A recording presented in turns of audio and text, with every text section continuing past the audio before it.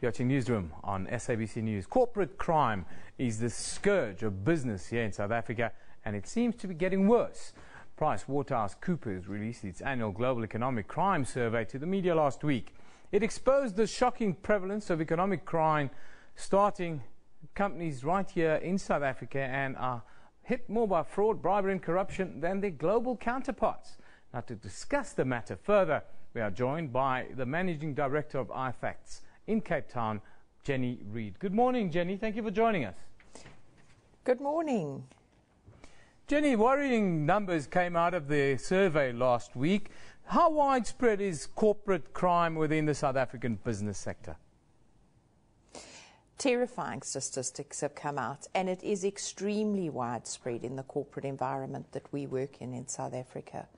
And obviously going through into Africa, but the South African statistics are reaching alarming proportions. And Jenny, tell us, what type of economic crimes are then the most prevalent in South Africa? The fraud and corruption that we're seeing, the tender fraud, is just absolutely frightening. And unfortunately, there's no example led by government. So we're reading about people getting away with these kinds of crime on a regular basis. So it's becoming accepted, and very little is being done to deal with the issue in the workplace. Jenny, tell us about the balance checks, the checks and balances that's done through accountants and auditors, and the kind of screening that happens in South Africa. Is it adequate?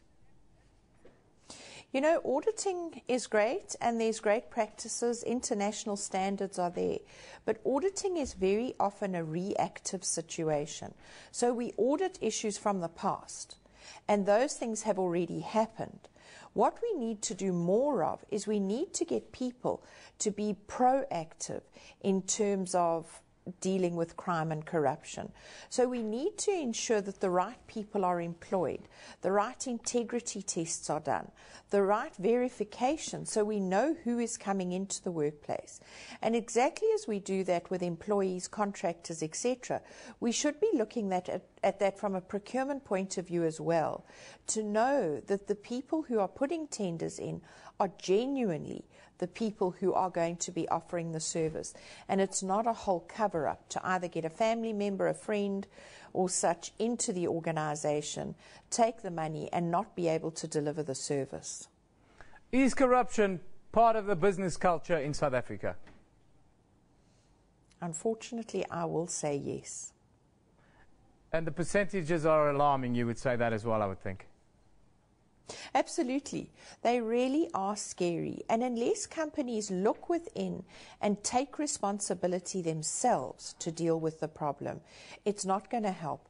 We can all sit here and say government's corrupt, our neighbours are corrupt, our colleagues are corrupt. But unless we stand up and say we're not going to deal with it, and in my company I'm going to take responsibility and I'm going to make sure that we have a zero tolerance policy, and this is how we're going to do it, you're not going to stop it, because we tend to sit there and say it's happening here, it's happening there, so why don't we just do it as well and accept it? There's nothing that we can do. We need to stand up and be responsible. Now, Jenny, this is a faceless crime. You don't always see the face of corrupt practice in business and elsewhere.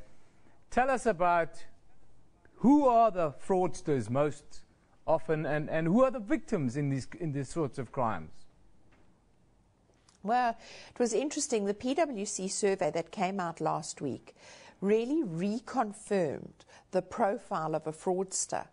And it's somebody sort of, unfortunately, often a male in his 30 to 40s, and has been in the workplace in a senior position for approximately 10 years. So it's somebody with qualifications, it's somebody who understands the business, and it's somebody who understands the systems and procedures. There's often a debate about there being a greater loss at a more senior level in an organisation. People tend to see the theft and that at a lower workforce level. But the more senior employees are actually exposed to a lot more, so the risk is far greater and the value of the crime is far greater. Now, we see the number also that only about 10% of these kinds of crimes end up in court with convictions and so forth. Why is this the case? Well, there's two main reasons. The one is many private companies will be protecting themselves from a reputational point of view, because the damage that happens to a company when that hits the press is immense, and to measure that is huge.